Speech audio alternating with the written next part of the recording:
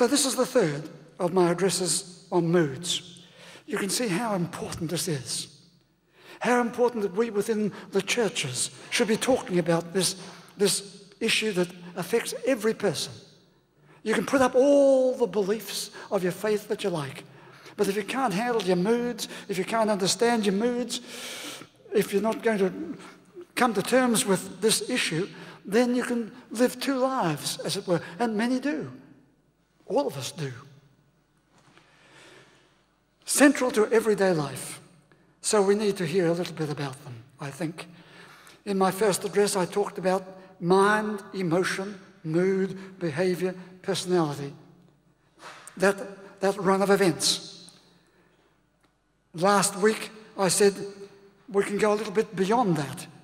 That linkage between mind, emotion, mood, behavior, personality, we can link them up to three big plates outside ourselves. The big plate, first big plate, was the big plate of turbulent moods that are ready to invade us at any time. The other big plate is the big plate of emptiness that is there waiting for us to enter, just as the woman of my story today, waiting for us to... And then there's the third big plate, the big plate of the mood of bliss. It almost sounded, last week, it almost sounded totally fantastic, a fantasy to be talking about bliss. And yet that's what we all want and aim for somewhere. We all want to have times of bliss. And I drew on Shostakovich's 8th Symphony to demonstrate how the moods were followed through until he also was communicating the power of bliss that flowed at the end of that symphony. So there they are. Today we're going to hear another aspect of it. This is where I'm headed. I want to say, how do we repair our moods before they do too much damage? Already I have alluded to the husband-wife situation. What can we call them? We could call them Errol and Emma, Jack and Jill. Doesn't matter what. Of course, it could be an employer-employee situation where the employee hazards a view to his boss, I don't like the way you treat me. And the boss says, well, you better get used to it. I read in Roy Jenkins' biography of Winston Churchill that Winston Churchill, would snap out of his brandy lubricated belts of gloom, summoning ministers to his bedside, where he would hold forth deep in breakfast crumbs and war maps his conference, telling them what he wanted them to do and how they needed to do it, not tomorrow, but now. Churchill spoke of his black dog of depression. And this has been taken up by many people within the mood business, as it were. But in Churchill, there was no black dog.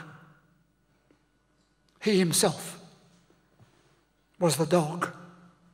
And at times, Clementine, his wife, reminded him of it.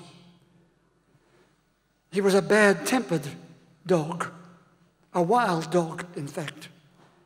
And he could switch and become a very amiable dog.